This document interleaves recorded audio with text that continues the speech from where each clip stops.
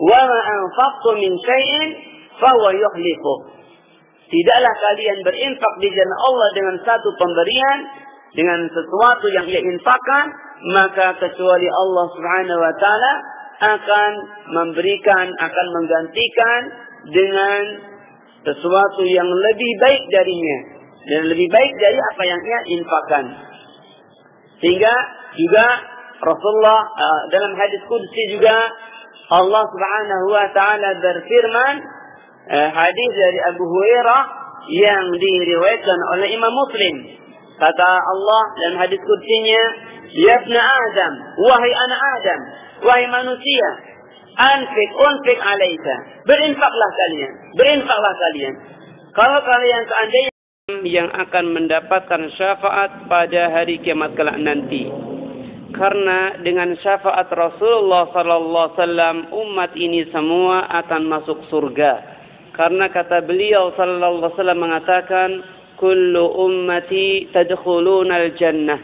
Setiap umatku, semua umatku, umat Muhammad semuanya akan masuk surga. Illa man aba, kecuali bagi orang-orang yang enggan, orang-orang yang tidak mau masuk surga. Sehingga para sahabat bertanya, siapakah ya Rasulullah yang enggan untuk masuk surga? Maka Rasul mengatakan, man ata'ani dakhalal jannah wa man asani faqad aba.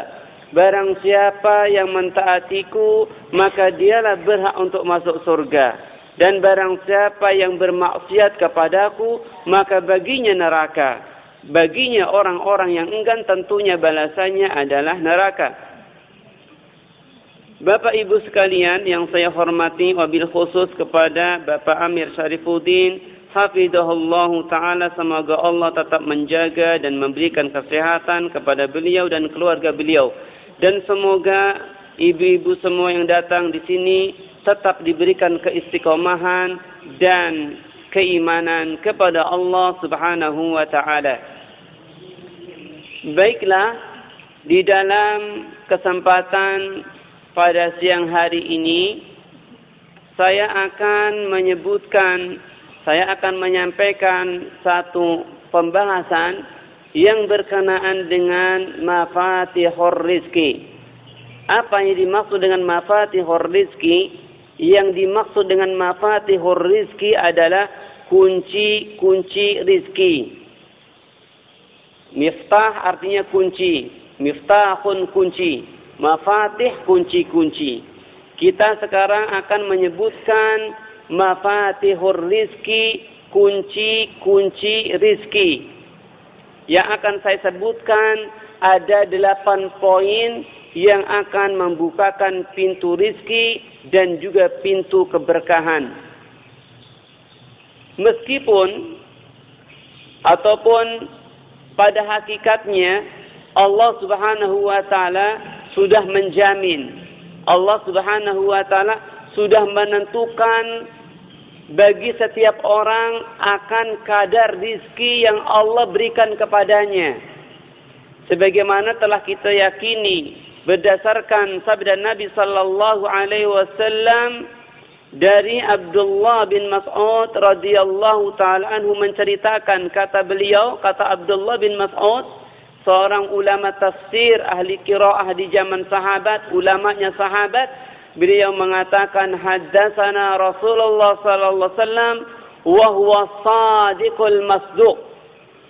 Nabi sallallahu alaihi wasallam telah menceritakan kepada kami, dialah adalah shadiqul masduq, orang yang jujur dan wajib kita membenarkan kejujuran Nabi kita Muhammad sallallahu alaihi wasallam. Beliau bersabda, "Inna ahadakum yujma'u khalquhu fi batni ummihi 40 yawman nutfah, thumma yakunu 'alaqatan misla dhalik, thumma yakunu mudghatan misla dhalik, thumma yursalu ilaihi al-malaku فَأَيَنْفُخُ فِيهِ الرُّوحُ وَيُؤْمَرُ بِأَرْبَعِ كَلِمَاتٍ بِكَتْبِ رِزْقِهِ وَأَجَلِهِ وَعَمَلِهِ وَشَقِيٌّ أَوْ سَعِيدٌ.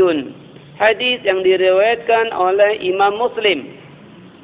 Sesungguhnya salah seorang di antara kalian semuanya telah dikumpulkan di dalam perut-perut ibu kalian selama 40 hari.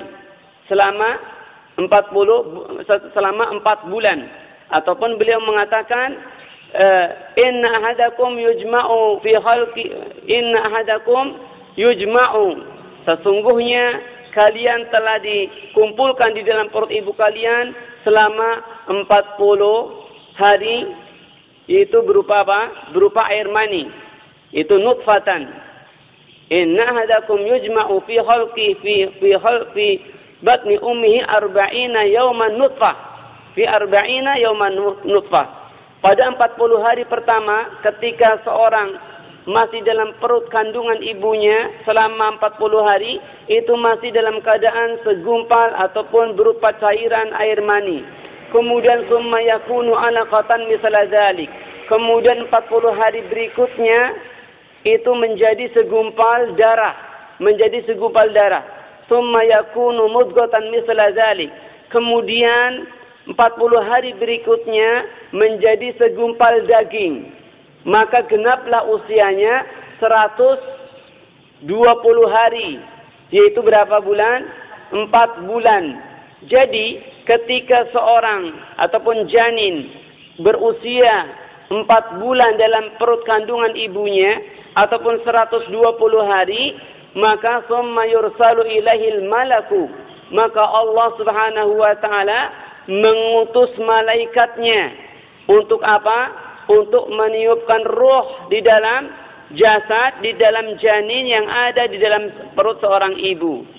Setelah ditiupkan ruh, maka ditetapkan bikatbi rizkihi wa yu'maru bikatbi rizkihi wa ajalihi wa amalihi wa syaqiyun aw sa'idun.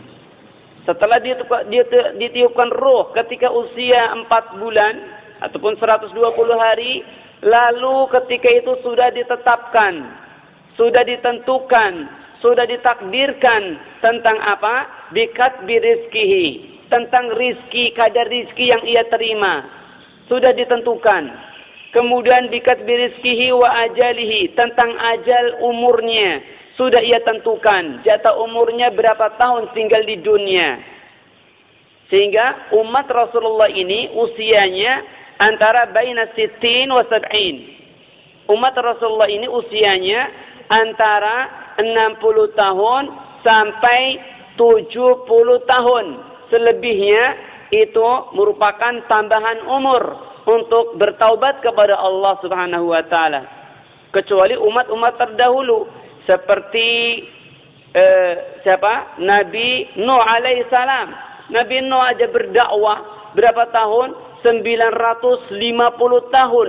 Itu menunjukkan usianya ratusan tahun. Bahkan kalau kita melihat kisah Ashabul Kahfi, ketika mendapatkan seorang pemimpin yang zalim, maka beliau lari ke sebuah gua. Dan ketika berada di gua, maka dia tertidur dalam gua tersebut berapa tahun? Ratusan tahun, saya lupa. Mungkin 950 tahun. Bisa dilihat ceritanya dalam Quran surat Al-Kahfi, surat ke-18. Yang dianjurkan oleh Nabi SAW untuk membaca surat Al-Kahfi setiap malam Jumat ataupun setiap hari Jumat. Kenapa? Karena memiliki keutamaan tersendiri surat Al-Kahfi. Baik, tadi telah kita katakan bahwasanya manusia ini telah ditetapkan, telah ditentukan, telah ditakdirkan tentang rizkinya, tentang ajalnya, ya umur ataupun usianya. Yang ketiga ditentukan tentang amal yang ia lakukan waktu di dunia. Kemudian yang keempat ditentukan ia menjadi orang yang celaka ataukah ia menjadi orang yang bahagia. Akan tetapi ini merupakan sirrullah. Ini merupakan rahasia Allah yang tidak perlu kita bongkar rahasia Allah ini. Kenapa? Karena manusia ataupun Allah Subhanahu wa taala tidak ditanya. Allah tidak ditanya akan perbuatannya, akan tapi kita seorang hamba, kitalah yang akan ditanya oleh Allah Subhanahu wa taala. Jangan berbalik. Berbalik tanya kepada Allah, ya Allah, kenapa engkau timpakan musibah ini kepada saya. Saya ini kurang apa seorang hamba yang taat kepadamu? Kenapa engkau tidak timpakan kepada tetangga saya yang ia bermaksiat dan berbuat zalim? Ini bertanya kepada Allah tidak dianjurkan. Akan tapi kitalah yang akan ditanya oleh Allah Subhanahu wa ta'ala tentang amal perbuatan yang kita lakukan. Kemudian setelah kita mengetahui tentang hadis tadi, tentang bahwasanya manusia ketika dalam kandungan perut ibunya telah ditentukan 4 perkara, ditentukan rizkinya, ajalnya, amalnya, ia menjadi orang yang celaka ataupun bahagia. Ini kita katakan ini merupakan sirrullah, rahasia Allah yang wajib kita imani, karena salah satu beriman terhadap rukun iman yang keenam, yaitu beriman kepada qada dan qadar.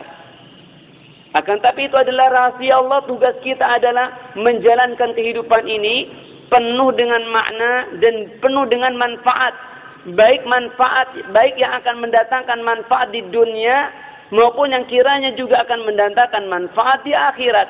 Anfa'un nas linnas, khairun nas linnas, khairun nas wa anfa'un nas linnas.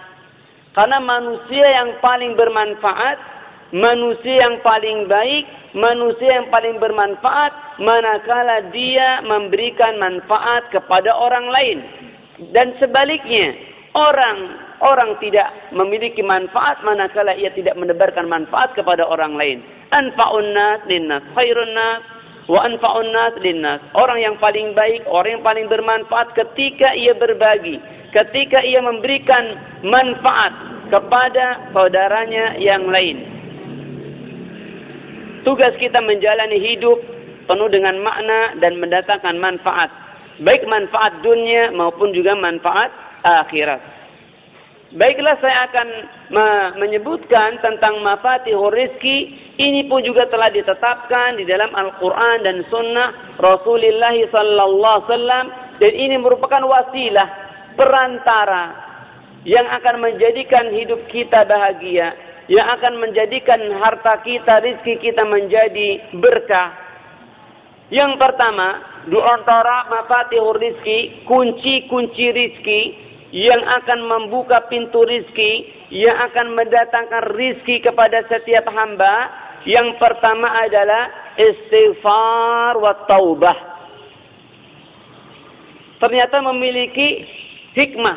Ternyata istighfar dan taubat bukan hanya sekedar istighfar dan bukan hanya sekedar taubat, akan tapi dia adalah sebagai penggugur dosa, penghapus segala kesalahan dan kealpaan, kehilafan, dan juga akan membuka peluang, akan membuka pintu rizki yang harus kita yakini, karena ini adalah firman ilahi, firman Allah Subhanahu wa ta'ala.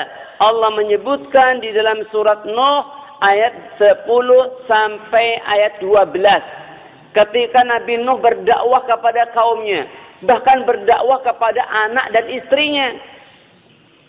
Kenapa? Karena Nabi Nuh ketika berdakwah selama 950 tahun, hanya beberapa gelintir orang saja yang mengikuti syariatnya. Bahkan istri dan anaknya menjadi orang yang sebagai penghalang dan orang yang kafir, orang yang memusuhi Nabi Nuh alaihissalam. Anak yang bernama Qan'an kafir. Kenapa? Karena tidak beriman kepada Allah, tidak beriman kepada kerasulannya. Jadi Nabi Nuh alaihissalam ketika berdakwah, sedikit beberapa gelintir orang yang mau ikut kepadanya, bahkan istri dan anaknya menjadi orang yang kafir dan menjadi orang yang penentang. Apakah Nabi Nuh alaihissalam dikatakan gagal dalam berdakwahnya? Tidak. Kenapa? Karena Allah Subhanahu wa ta'ala melihat bukan dari sekedar hasil, akan tapi Allah Subhanahu wa ta'ala akan melihat dan menilai aktivitas seorang hamba yang ia lakukan yang penuh dengan kesungguhan. Ketika itu Nabi Nuh alaihissalam mengatakan kepada kaumnya yang Allah cantumkan, yang Allah sebutkan dalam Quran surat Nuh ayat 10 sampai 12. Kata Nabi Nuh alaihissalam kepada kaumnya, "Faqultu astaghfiru rabbakum innahu kana ghaffara yursilis samaa'a 'alaikum midrara wa yumdidkum bi amwalin wa banina wa yaj'al lakum jannatin wa yaj'al lakum anhara. Faqultu astaghfiru rabbakum innahu kana ghafara. Jadi kalau kita melihat lantunan-lantunan ayat Al-Quran sangat indah dari segi bahasanya. Diakhiri oleh ra. Ya. Faqultu astaghfiru rabbakum innahu kana ghafara.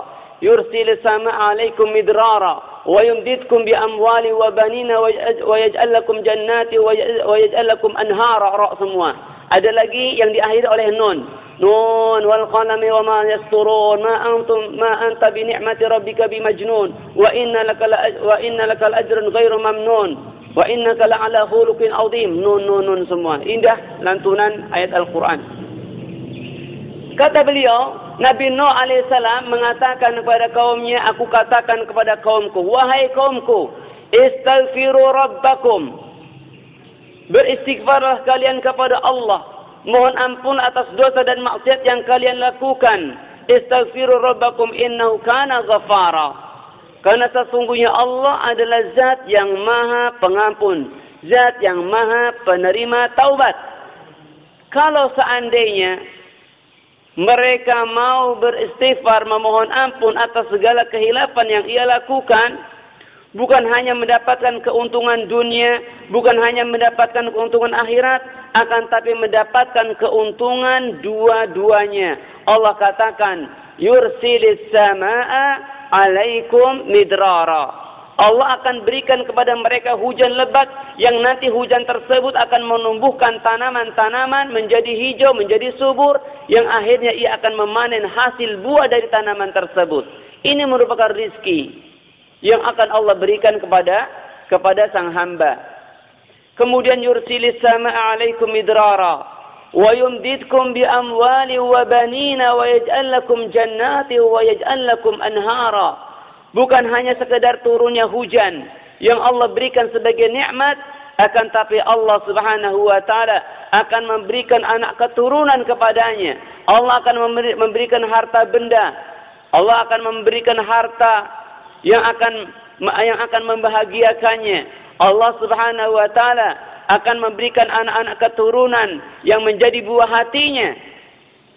Yursilis samaa'a 'alaikum midrara wa yumdidkum bi amwali wa banina wa yaj'al lakum jannati wa yaj'al lakum anhara. Dan juga Allah akan berikan kepadanya kebun-kebun yang hijau, yang indah. Wa yaj'al lakum anhara, dan juga Allah Subhanahu wa taala akan memberikan sungai-sungai yang berupa air yang mengalir, ya, dengan air yang jernih. Jadi dalam ayat tersebut Allah menjanjikan di dalam ayat tersebut bahwasanya orang-orang yang memperbanyak istighfar tadi, yang pertama Allah akan berikan air dengan makmur. Kemudian juga Allah Subhanahu wa taala akan menumbuhkan tumbuh-tumbuhan. Dan juga Allah Subhanahu wa taala akan memberikan anak keturunan. Kemudian juga Allah Subhanahu wa taala akan memberikan harta benda yang ia idam-idamkan.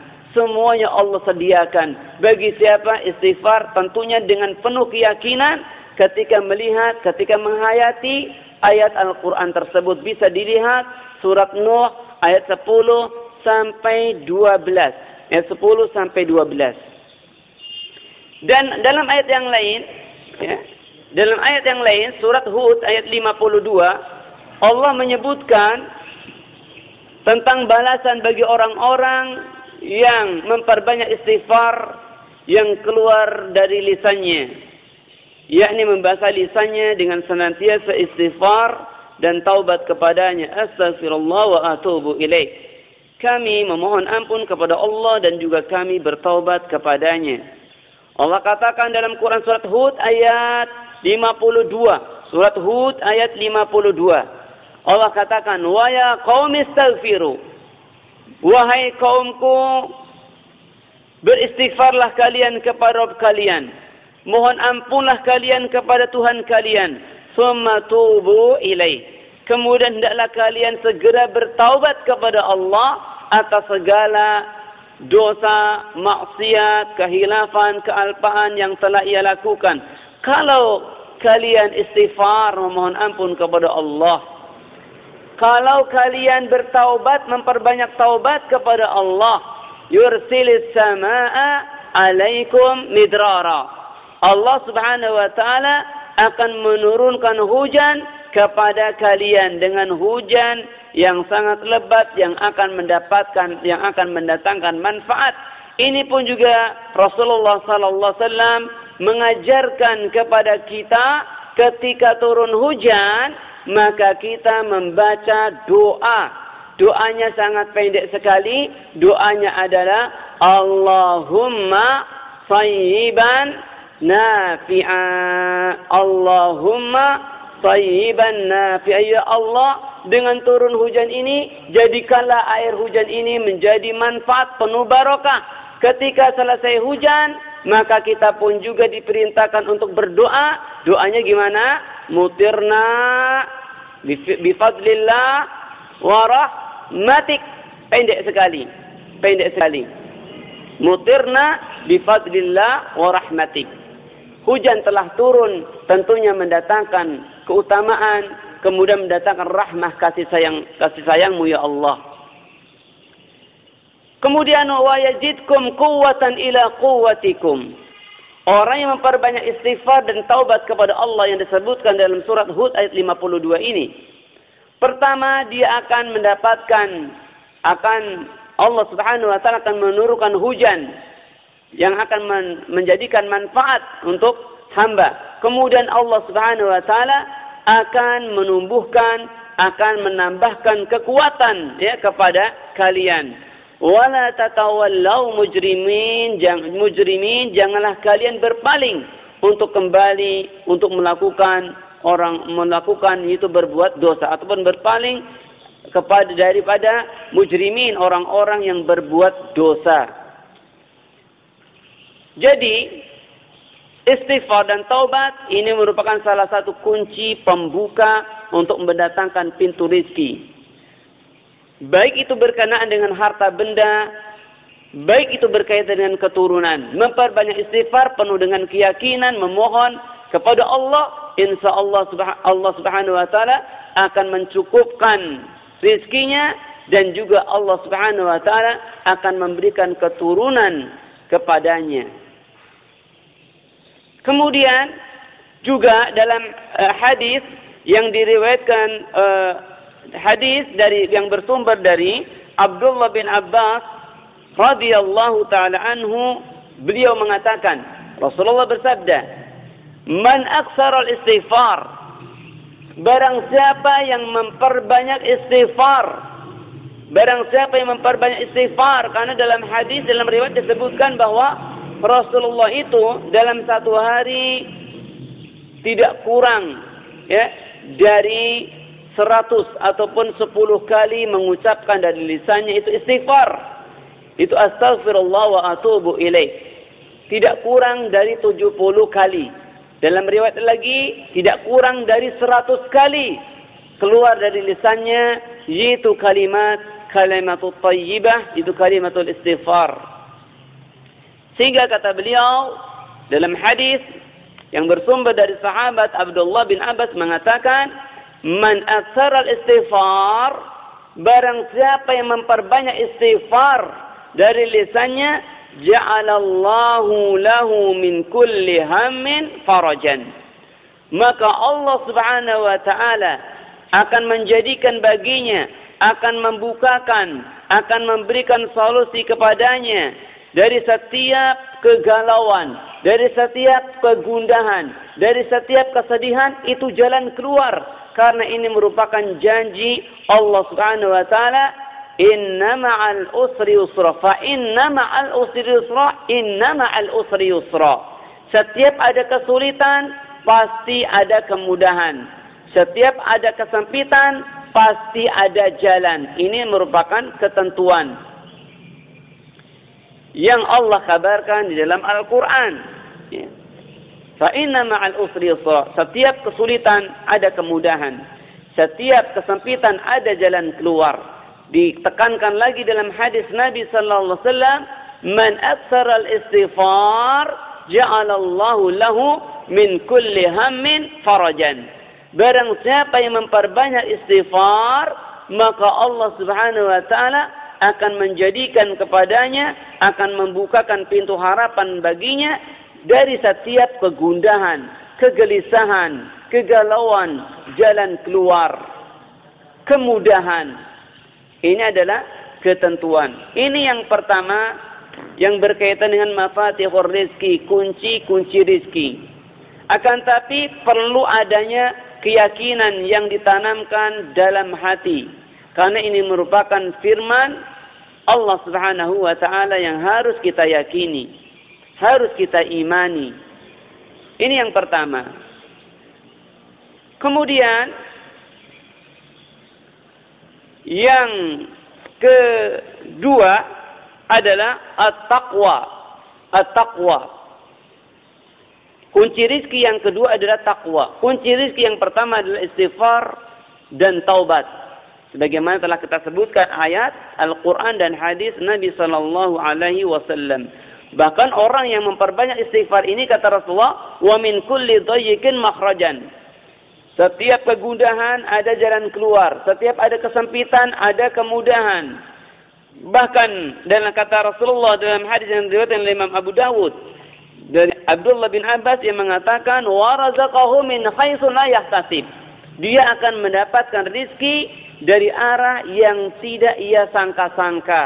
Dan ini terkadang kita bisa merasakannya. Padahal kita sudah mendapatkan mukafaah ataupun penghasilan tetap per bulan, akan tapi kenyataannya terkadang ada rizki dari sisi yang lain. Ini merupakan salah satu karunia yang Allah berikan kepada kita. Makanya untuk membuka pintu rizki, banyaklah istighfar dan taubat. Yang kedua adalah takwa. Kata Rasulullah, at-taqwa hahuna. Takwa letaknya di dalam hati. Tentunya takwa yang letaknya di dalam hati dijabarkan dalam anggota tubuh. Anggota tubuh dengan penuh ketaatan, dengan meninggalkan kemaksiatan. Sebagaimana disebutkan dalam surat Tolak. Surat Tolak ayat 2 sampai 3. Surat Tolak ayat 2 sampai 3. Juz ke-28. Wa man yattaqillaha yaj'al lahu makhraja wa yarzuquhu min haitsu la yahtasib. Allah katakan dalam surat Tolak ayat berapa? Ayat 2 sampai 3. Barang siapa yang bertakwa kepada Allah Subhanahu wa taala, maka Allah Subhanahu wa taala akan memberikan kepadanya jalan keluar dari berbagai macam problem kehidupan. Allah akan berikan kemudahan dari setiap ujian. Wa yarzuqhu min haitsu la yahtasib. Dan juga Allah akan mengganjar. Allah akan memberikan rizki dari arah yang tidak disangka-sangka. Dan juga Allah berfirman di dalam surat Al-A'raf, ayat surat yang ke-7, ayat 96, walau anna ahlal qura amanu wattaqau lafatahna alaihim barakatin minas sama'i wal ard. Allah katakan dalam surat Al-A'raf, surat yang ke-7, ayat 96. Allah katakan, walau anna ahlal qura, seandainya penduduk sebuah negeri itu amanu wattaqau, beriman kepada Allah dan dibuktikan dengan amal perbuatan, yaitu dipenuhi dengan nilai-nilai ketakwaan kepada Allah Subhanahu wa taala dengan amalan-amalan ketaatan, menjauhi segala amalan-amalan kemaksiatan. La fatahna alaihim barakatin minas sama'i wal ard. Maka Allah, kata Allah, maka kami akan bukakan bagi mereka, yaitu pintu-pintu keberkahan dari arah langit, dari bawah bumi, akan mendatangkan kemakmuran, akan mendapatkan rizki yang mendatangkan, yang Allah berikan kepada setiap hamba dengan nilai-nilai ketakwaan, nilai-nilai keimanan. Dan ini merupakan janji Allah Subhanahu wa taala di dalam Al-Qur'an, di dalam Al-Qur'an. Akan tapi saya katakan bahwasanya rizki jangan sampai jangan sampai dipahami dengan akal dan hati yang sempit. Jangan sampai dipahami dengan akal dan pemahaman yang sempit berkaitan dengan rizki. Karena kebanyakan orang rizki diukur dari materi, yaitu fulus. Diukur dari apa? Uang. Padahal di sana ada rizki yang luar biasa, yang sangat berharga, yaitu berupa nikmat ataupun rizki diberikannya umur panjang, rizki diberikannya kesehatan,